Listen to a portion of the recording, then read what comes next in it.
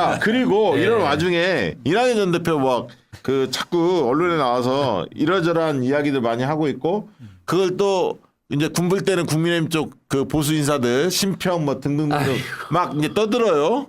그러면서 이준석도 이제 덩달아서 한번 만날 용의도 있다 막 이런 식으로 도대체 뭐야 이게 어떻게 보십니까, 지영재 대표님? 그러니까 사실은 좀 나이를 먹으면 세상 보는 눈이 넓어지고 이렇게 돼야 되거든요. 근데 지역 그 주민들을 만나 보면 엊그저께도 방송에서 전북 출신의 신 전 의원께서 이 민주당 주류가 현재의 주류가 악마화를 이 이름도 이낙연 전 총리를 악마화시켰다 이런 얘기를 하더라고요. 그러나 악마화시킬 일이 없습니다. 지역 주민들이 대선의 패배가 누구 책임이라는 걸 너무너무 잘 알아요. 그렇죠. 예, 대선 패배의 책임이 그렇고 그다음에 그 나갔다 들어와서 바로 협력하고 이런 문제를 본인이 먼저 해야지. 아니 이재명 대표 엄청 바쁘고 그분은 사실은 일이 없는 사람이잖아요. 그런데 계속 이재명 대표가 찾아뵈야 되고 자 일정을 조율해야 되고 이래도 되겠습니까? 그러니까 지금은 뭐니 해도 윤석열과 싸우는 게 제일 급합니다. 그렇죠. 당내에서 분란을 일으키고 당내에서 이견을 내고 이런 거는 얼마든지 그 언론을 통해서 아니고 당내에서 얼마든지 할 수 있습니다. 누구든지 받아들일 수 있는 거고. 그런 부분에 대한 이낙연 전 대표가 메시지 낸 적을 본 적이 없습니다. 네. 본 적이 없습니다. 네. 진짜 기억나는 게 없어. 오로지 이재명 대표에 그만 훈수를 합니다. 아니 디올 명품에 대해서 어떻게 생각하는지 비판을 하고 그렇죠. 검찰의 편향 수사 불공정 수사에 대해서 일침을 가해야 하고 한동훈의 작태에 대해서 꼬집어야 하고 천공에 대해서 이야기할 게 얼마나 많아. 알고 보니 참 경제 민생 다 무너졌는데. 알고 보니 그러니까 여당에는 넘어가고 야당에만 호남 엄중합니다. 사람이네. 예? 알고 보니 다 문제되는 사람이 호남 출신들이에요. 호남 정책을 좀 바뀌어야 됩니다. 맞습니다. 네, 들어갈 사람 좀 들어가고 말이죠. 그래서 오늘 윤재관 전 청와대 그 비서관이 오늘 페이스북에 올렸는데 이것도 굉장히 화제가 됐어요. 딴지에도 올렸다고 하던데 이낙연 전 대표 어디에 계셨습니까 하면서 내용이 상당히 좋았습니다. 그래서 왜 지난 대선 때는 이런 단호함을 보이지 못했냐. 지난 대선에서 우리에게 필요했던 건 민주 세력의 결집이었다. 어렵게 세운 민주정부를 정의롭게 이어나가기 위한 하나됨이 절실했다. 그런데 당신은 어떠했냐. 총리 시절 비서실장이었던 측근이 윤석열 후보에 대한 공개 지지를 선언을 했을 때 대선 후보 경선에 참여했던 사람으로서 승복의 의미에서라도 비서실장 행보를 분명하게 지적하고 경선에 졌더라도 민주정부 수립이라는 하나된 목적은 변함없다는 것을 밝혔어야 했다. 뭐 이런 내용들이에요. 저희가 뭐 계속 방송에서 이야기했던 것들을 지적을 했어. 근데 이제 의미가 있었던 거는 청와대 또 비서관 출신이기 때문에 청와대 또 비서관 출신은 이낙연 쪽에 좀 가까운 거 아니냐라는 선입견이 있거든. 일부 예, 그렇죠. 그렇지 않다는 거예요. 사람마다 다 달라요. 예. 검찰개혁을 강하게 주장하는 사람들 그렇지 않습니다. 저분이 이제 이소영 의원 예, 또 그렇죠. 거기 이은영 또 행정관도 있죠. 그래서 쟁쟁한 분들이 과천의왕에서 좀 한판 붙고 있습니다. 어저께 자. 문재인입니다 영화 다큐 강릉 상영에 가서 토크했는데 윤재관 비서관님 나오시더라고요.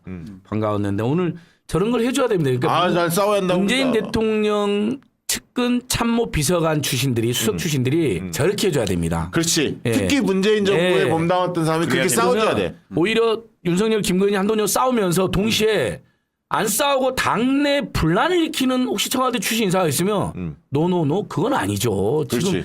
지금 문재인 전 대통령도 그 내각도 100명 가까이 수사를 받고 있거든요. 이재명만 수사받고 있는 게 아니에요. 맞아요. 맞고. 그럼 이낙연 대표는 자기가 당대표이고 총리까지 한 사람은 2인자였으면요. 지금 장관이 3명이도 없어요. 문재인 정부에서. 다 자기 총리 때 장관들이고 당대표 때 장관들이잖아요. 그러면 나를 구속해라. 이 윤석열, 김건희, 한동훈 욕은 안 하고 저는 욕은 안 하니까. 그러니까 예를 들면 보통은 그러잖아요. 그러면서 뭐 농성도 할 수도 있고 아니면 근데 뭐 말은 해요. 뭐 퇴행하고 있다는 식으로 해요. 아주 얌전하게. 이 정부 들어서 퇴행하고 있다. 근데 주로는 다 이재명 까는 이야기를 해요. 그 너무 감동이 없어요. 이낙연 대표님 호남에서도 아예 이제는 지금은 지지가 없는 정도가 아니라 무관심.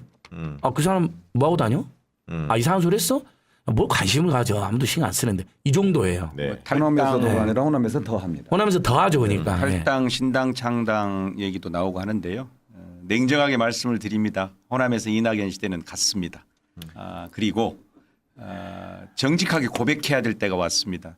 대선 때 제대로 안 싸웠잖아요. 이재명 후보의 이 집권을 위해서 온몸 바치지 않았잖아요. 그런데 지금 또 윤석열 정부가 또 안 싸우잖아요.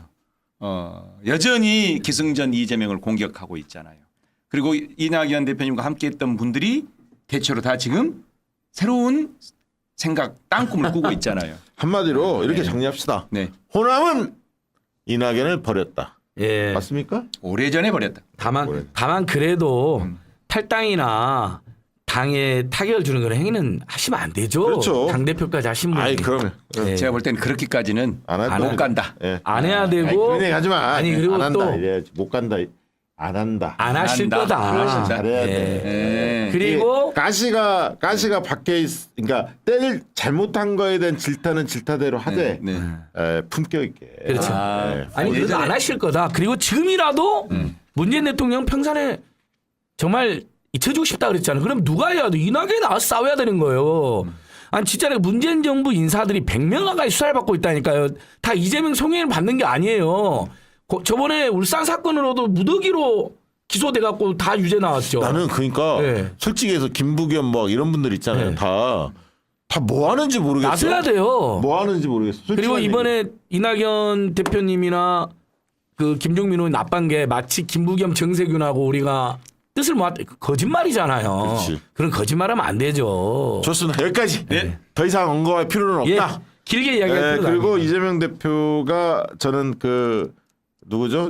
단합 통합을 강조하신 거는 지금 타이밍에 불가피했고 잘했다.